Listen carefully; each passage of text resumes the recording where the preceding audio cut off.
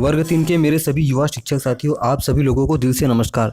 दोस्तों, वर्ग 3 की पहली मेरिट लिस्ट जारी हो चुकी है और दोस्तों इस पहली काउंसलिंग में आप लोगों को कट ऑफ पता होंगे कि किस कैटेगरी का कट ऑफ कितना गया।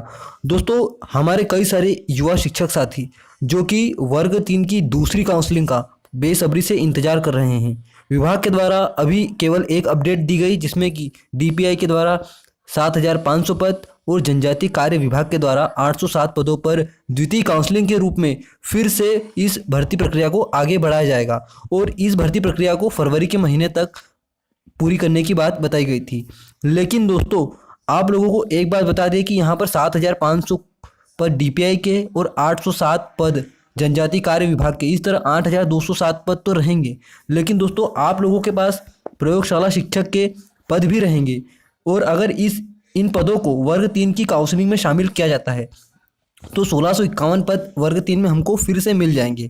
मतलब 8,207 के साथ 1651 पद और मिलेंगे और दोस्तों 2,000 पदों का आपको फ़ायदा और मिलेगा, क्योंकि दोस्तों वर्ग 1 और वर्ग 2 की जो अंतिम चयन सूची है अगर वह जारी होगी तो उसमें यहाँ पर कई सारे युवा अभ्यर्थी ऐसे रहेंगे जिनका वर्ग 1 और वर्ग 2 में सिलेक्शन होगा, तो वे लोग अपनी सीट को छोड़ेंगे। इस तरह दोस्तों अनुमानित बताई जा रही है बात कि 2,000 सीटें पहली काउंसलिंग की भरी गई, ये सभी सीटें खाली होगी। तो इन खाली सीटों को दूसरी काउंसलिंग में भरा जाएगा। यानी कि दोस्तों आप लोगों के पास वर्ग 3 में यहाँ पर पदों की संख्या करीब करीब 12,000 के लगभग पहुँच जाएगी। और दोस्तों 12,000 पदों पर वर्ग 3 की दूसरी काउंसलिंग अगर होती है तो इसमें यह बात मान के चलिए कि आप लोगों का कट ऑफ बहुत ज़्यादा गिरने वाला है। लगभग 4 से 5 नंबर हर कैटेगरी में कट ऑफ गिरेगा, आराम से गिरेगा। और गेस्ट फैकल्टी और फीमेल में यह कट ऑफ लगभग 6 से 7 नंबर तक घट सकता है।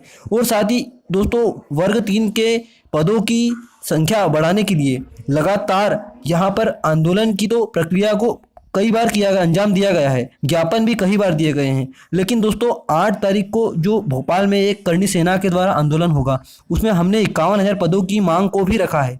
तो इससे आगामी चुनाव से पहले अगर कोई अच्छी सूचना मिल जाए तो यह हमारे विद्यार्थियों के लिए अच्छी बात होगी।